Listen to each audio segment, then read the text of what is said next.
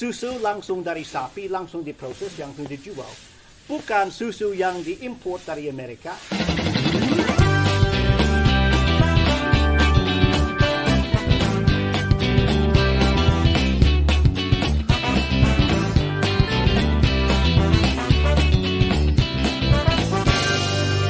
Jumpa lagi di Ibob, Sony, Sarjana Peternakan.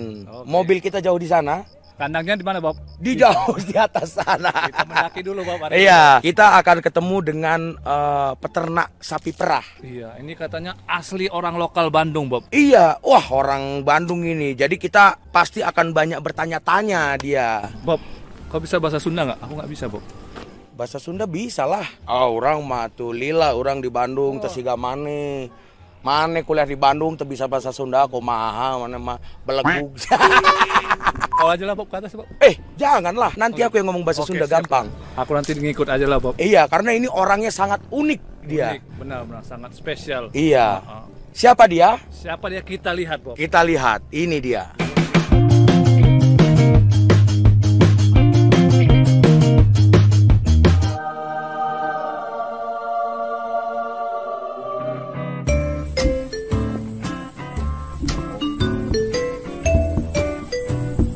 Halo, nama saya Mark, dan saya dari Dago Dairy. Iya, ini katanya asli orang lokal Bandung, Bob. Iya, wah orang Bandung ini. Jadi kita pasti akan banyak bertanya-tanya. Saya petani rumput sebab good grass makes for happy cows and great milk. Dan di sini di Dago Dairy, kami tanam 5 macam rumput. Ini rumput Setaria, rumput Malato, rumput Afrika, rumput Odot, dan rumput Brachiaria. So, kami bukan peternak yang organik, tapi kami pakai semua pupuk untuk di rumput yang di sini. Kebanyakan waktu saya di peternakan, itu fokus atas rumput. Sebab itu awal musim hujan, kami mulai tanam rumput lagi, dan juga suka beri pupuk yang sudah dikompos dari beberapa bulan lalu. So, Mark, what do you do here? Kami lagi tanam sorghum. Sorghum itu sedikit seperti antara rumput sama jagung. Bisa dipanen sebelum ada bijinya. Dan itu masih bergizi. Sebetulnya lebih baik tanam jagung daripada sorghum. Jagung lebih bergizi. Tetapi sebab di sini ada masalah dengan babi hutan, saya mau tanam sorghum. Mungkin kalau ada babi hutan datang, saya bisa panen langsung. Demikian itu 40-50 hari. Sorghum ini sebetulnya biji dari Australia. Di Australia itu gampang untuk dapat macam-macam biji seperti sorghum, alfalfa, banyak sekali biji yang gampang untuk dapat. Misalnya biji alfalfa di Australia itu sekitar 200,000 sekilo. Di sini kalau kami mau beli alfalfa itu sekitar 2 juta 3 juta sekilo. Wow. Di sorghum, saya tahu mereka ada macam-macam varietas di sorghum di Australia. Di sini tidak bisa dapat. So, saya kurang mengerti kenapa itu masalah sekali untuk import biji-biji dari luar negeri di sini. Ya. Mereka bisa dapat biji yang lumayan murah dan banyak varietas. Di sini almost impossible untuk dapat itu. Ya. So, saya ingin tahu kenapa di Departemen Peternakan tidak bantu untuk import biji. Ini yang nanti mungkin kalau kita ketemu dengan orang-orang pemerintah dari peternakan, kita akan tanyakan apa yang Mark tanyakan. Karena kita harus mengetahui, karena kan ada yang namanya peraturan, ada yang namanya keseimbangan pasar. Jadi apa yang mereka harus jaga? Apakah mereka harus menjaga pasar impor atau mereka harus menjaga pasar lokal? Itu kan kita masih belum tahu. Harus ada phytocertificate, dan itu sudah rumit sekali dan mahal sekali dan lama sekali untuk dapat biji. So sebetulnya itu bantu sudah perusahaan besar, peternakan besar, sebab mereka ada uang dan waktu dan orang untuk import biji. Tetapi peternak kecil seperti ini atau di koperasi, mereka tidak ada waktu itu, dan itu mahal dan rumit untuk dapat biji dari luar negeri. Dan masalahnya adalah pengetahuan peternak-peternak lokal tidak dikasih tahu. Seperti Mark tahu biji ini. Iya. Tapi peternak-peternak lokal nggak tahu, jadi mereka nggak minta. Tapi kalau misalkan peternak tahu, mereka akan minta, mereka akan punya suara untuk So Bob Tony, pemerintah. berapa tahun yang lalu ada saudara orang asli datang dari Australia. Dia asli forage expert dari Australia. Dia sudah berrekomendasi kepada di Departemen Peternakan di Jakarta sekarang tidak salah, di mana sebaiknya mereka sudah import rumput mulatto sama macam-macam lain. Now sampai ini mereka belum diimport. So saya ingin tanya, mungkin Dengan channel ini nanti mungkin dengan channel ini dan pihak yang harus mengetahui kenapa itu belum diimpor, mungkin Anda bisa komen di bawah ini. Ya, kenapa susah sekali untuk dapat biji? Kenapa, di sorghum gampang untuk dapat di Australia. Di Australia bisa datang ke just di local Local shop. Farming shop. Yeah. Gampang untuk dapat macam-macam biji. Di sini susah sekali ya. So Tony, Bob, kami just berapa kilo dari di Bandung. Sebetulnya kami di bawah Bandung Barat. Dan di sini di Lembah ini ada masalah sebab banyak petani suka membakar pada musim kemarau untuk siapkan untuk musim hujan. Yeah. Masalah itu ada banyak asap yang suka memenuhi di Lembah ini, dan itu sudah mengkotor di masyarakat Bandung. Kita harus educating orang-orang yang farmers. Kita harus kasih tahu orang-orang yang di daerah bahwa membakar hutan itu bukan solusi untuk mendapatkan uang secara cepat. Harusnya bukan seperti itu. Educating people, it's so important. But ini masalah di sini daerah ini petani-petani kecil ya, sebab mereka suka bakar. Nah di sini kami bisa lihat saya tidak membakar sebab ini semua dipakai untuk kompos. Ya. Okay. Jadi ini adalah contoh yang bagus untuk teman-teman yang menonton video ini. So tidak usah membakar, tapi dimanfaatkan untuk menjadi kompos. Iya kan, Mas? Benar. Oke, kita akan menuju ke tempat yang lain. Hai Kodesta, jangan lupa subscribe ya dan juga komen di vlogger peternakan. Mark, sekarang kita mau tanya mengenai bagaimana Mark menjual. Oke. produk. They love you. Bagaimana Mark menjual susu yang keluar dari peternakan ini? Oke, Bob, so dari awalnya saya tidak mau ikut sama anggota koperasi di Bandung. Oh iya.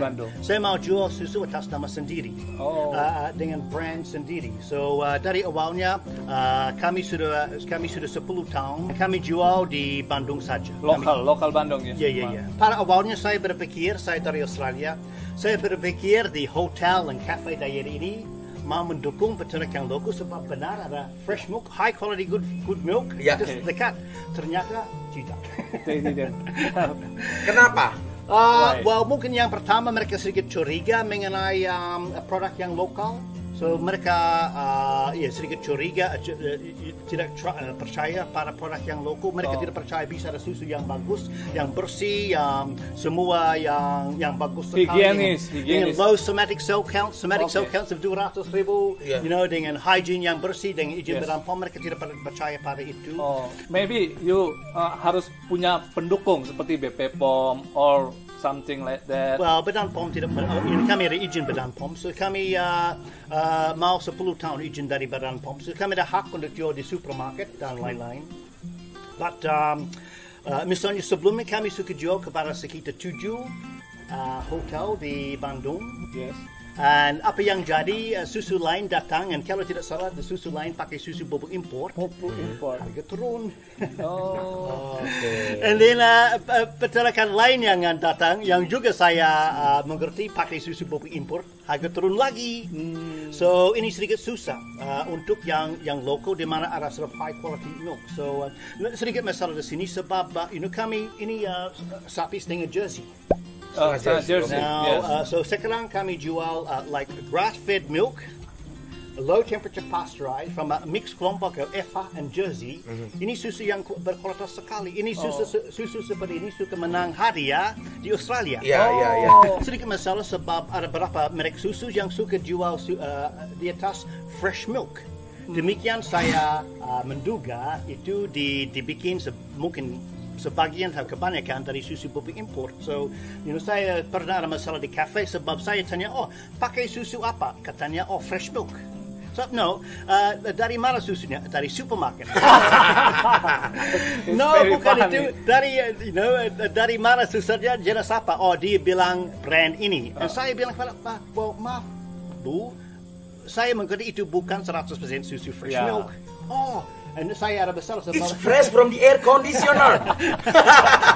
You can understand. di seluruh negara suka ada hadiah awards competition for the best milk in Australia, the best ice cream, the best yogurt. But Indonesia never. Ini masukan yang bagus. Masukan yang bagus untuk mungkin kelompok ternak atau mungkin untuk pemerintah supaya mengadakan kompetisi dari farm misalkan kayak gitu atau kelompok-kelompok peternak mana susu yang terbaik. Jadi supaya bisa belajar juga mana sih susu yang terbaik. Oh, ini kita cara belajar bagaimana cara mengolahnya supaya menjadi seperti yang terbaik. Itu akhirnya dikompetisikan lagi supaya mendapatkan hasil yang terbaik dari susu lokal. Iya. Sebab sebetulnya di sini sudah ada macam-macam susu di supermarket, sudah ada macam-macam keju, macam-macam yogurt. So sudah ada cukup variasi di sini di mana benar mungkin harus dipatasan kepada susu yang bisa dijual dengan izin Badan POM atau whatever yang bisa dijual di supermarket atau lain. Ya. Bagaimana perkembangan jersey di sini? Kan biasanya kan hanya FH yang ada di sini, tapi perkembangan sapi jersey. Well, sebetulnya saya beruntung. Sulitnya bagaimana? Well, biasanya di orang di co-op tidak mau jersey sebab itu susu lebih sedikit. Mereka dibayar dengan jumlah susu. Now di negara lebih sedikitnya berapa liter? Susu lebih sedikit. The production. Well, at the moment she's probably getting about 18 liter. Maybe not that. So if one lactation atau satu hari? Sehari. Ya. Sehari ya. Yeah. Oke. So susu lebih sedikit. Di sini mereka if we compare the FH, FH sedikit lebih banyak. Ya. 20. 20 sekitar 20, just sedikit kurang 20. Tapi Mark, the quality dari susu jersey dan FH seperti kami tahu di susu jersey lebih sedikit daripada FH, tapi protein lebih tinggi, lemak lebih tinggi. Protein. Kami sudah tahu untuk FH lemak biasanya 3,8%, protein 3,2, 3,3. Dengan jersey bisa lemak 4,5 ke atas, bisa protein 4,2%. So banyak lebih tinggi ya. Nah, ini mengedukasi juga ya, Mr. Bob ya, bahwa kalau untuk mungkin memilih pendengar ingin tahu that mungkin di Australia, di Amerika, di peternak tidak dibayar dengan jumlah susu, tapi mereka dibayar dengan jumlah lemak. Oh, it's different. Sangat berbeda ya. Ya. So itu oleh karena itu ada mereka berminat untuk pakai sapi selain FH. Mungkin salah satu bahan dasar untuk membuat keju. Cheese. Ya, untuk keju ya. So biasanya kalau mereka mau bikin keju, mereka mau susu dengan lemak lebih tinggi. Ya. Itu berbicara mengenai kualitas susu. Tapi kalau di sini pakai milking parlor nggak? Iya, kami pakai mesin perah.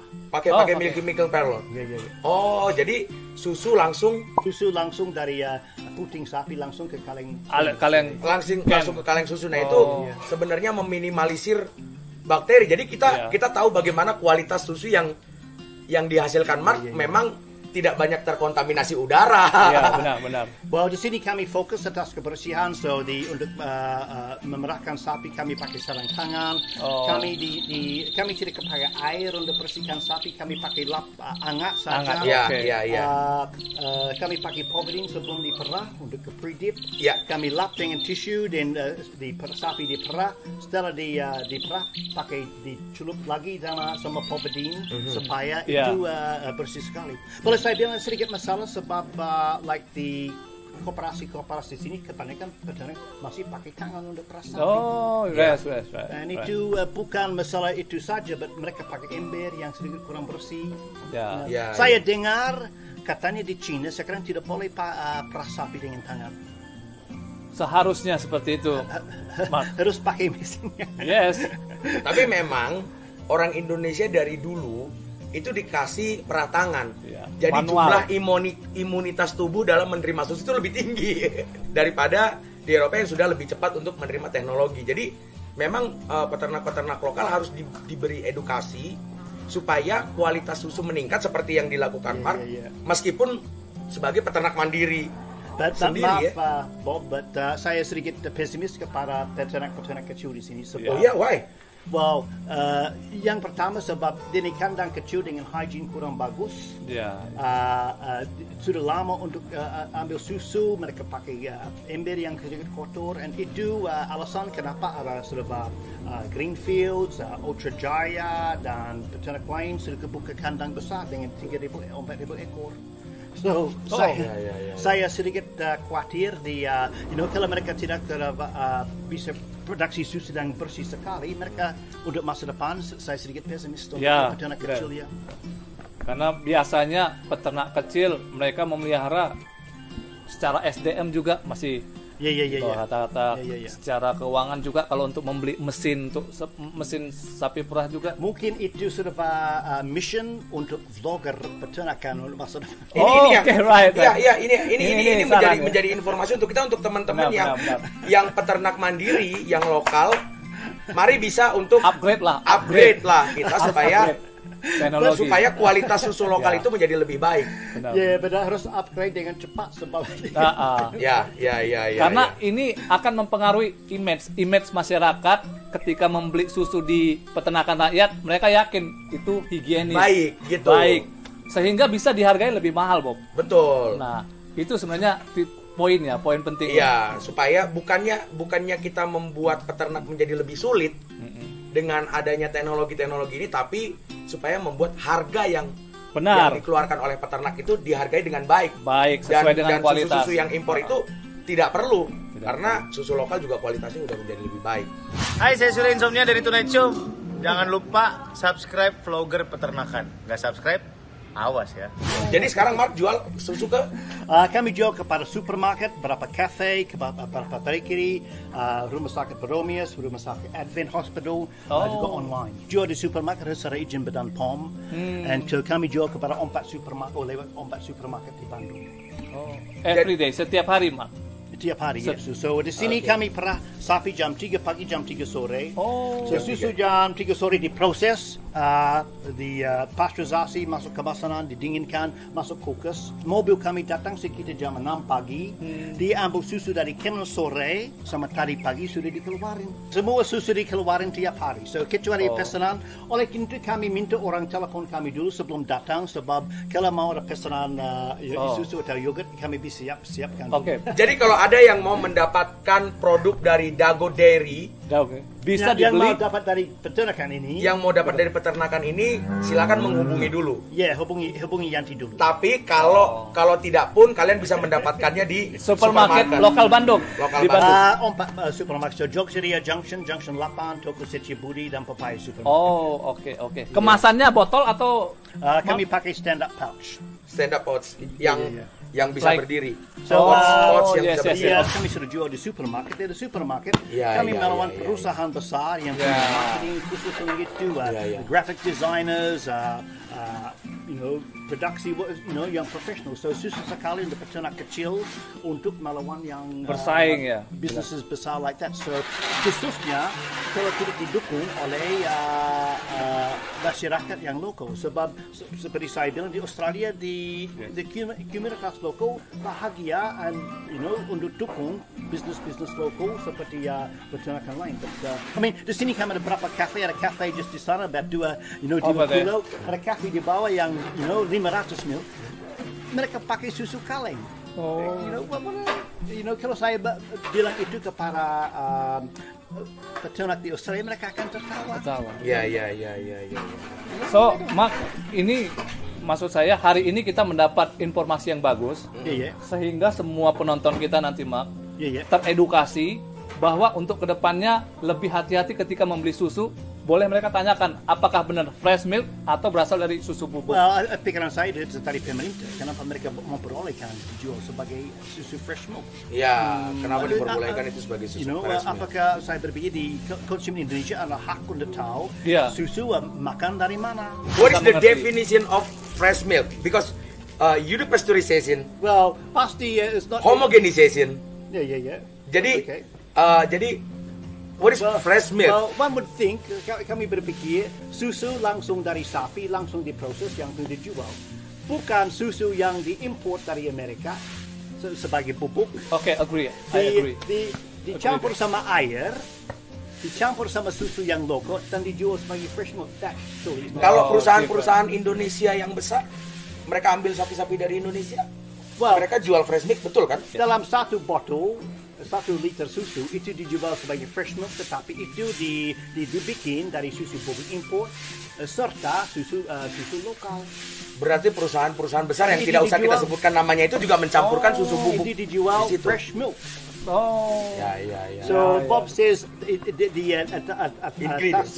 says dibikin dari fresh milk, but saya kurang yakin itu. Saya menduga beberapa perusahaan tidak menggunakan 100% dari fresh milk. Ini adalah permasalahan peternak sapi lokal ya, yang diwakili oleh Mark yang asli Bandung kan ya?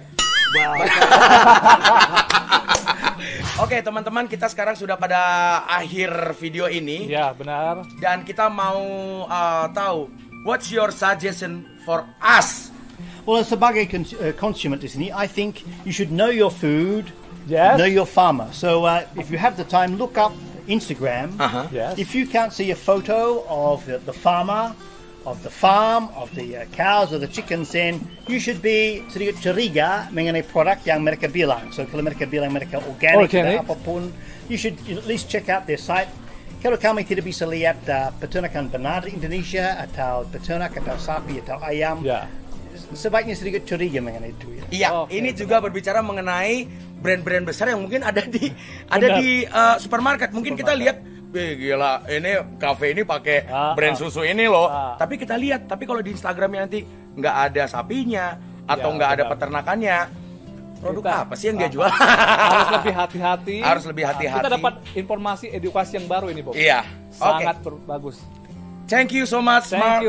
Thank you, Bob. Thank you, Sonny, for coming. Okay, nice to meet you. Nice to meet you also. Okay. Jangan lupa tetap nonton Ibob, Sony, Sarjana Peternakan. Tetap maju terus. Peternakan Indonesia. Mantap. Halo, saya Marsha Widianto. Jangan lupa untuk subscribe dan juga komen, like, dan share ke seluruh keluarga kalian di Vlogger Peternakan Indonesia. Karena kalau kalian membantu menonton, dengan membantu ekonomi temanku.